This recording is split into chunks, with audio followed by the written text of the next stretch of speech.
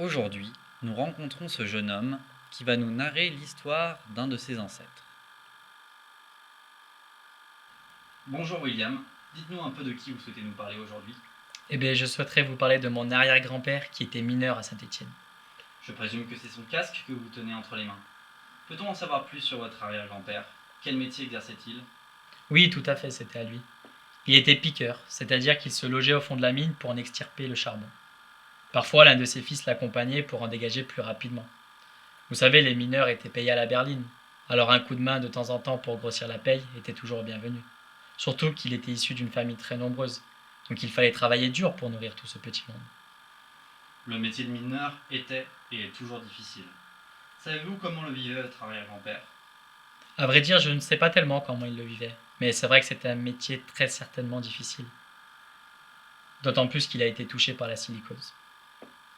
Pouvez-vous nous en dire plus sur la silicose? La silicose est une maladie assez courante chez les mineurs. Elle se traduit par la toux, de la fièvre et une perte de poids assez importante. Même quand mon arrière-grand-père était malade, il continuait de travailler. Mais un jour, la fièvre était si grande qu'il n'a même pas pu se lever de son lit. Et dans ce cas, la famille n'avait pas de revenus? Normalement oui, mais vous imaginez, toute une maisonnée sans pouvoir se nourrir, c'était impensable.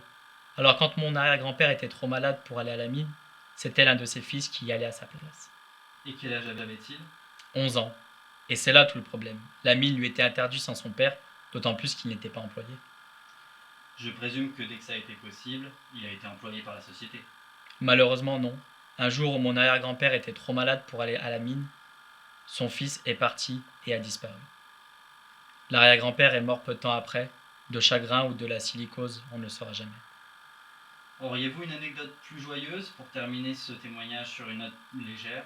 Oui, bien sûr, je peux vous en raconter une. Vous savez, la mine est un milieu dangereux, parfois hostile. Les mineurs devaient se serrer les coudes entre eux. Et il arrivait parfois qu'ils se donnaient des surnoms. Mon arrière-grand-père avait reçu le sobriquet de chagnotte abistronnier par ses camarades. Je vous laisse deviner pourquoi.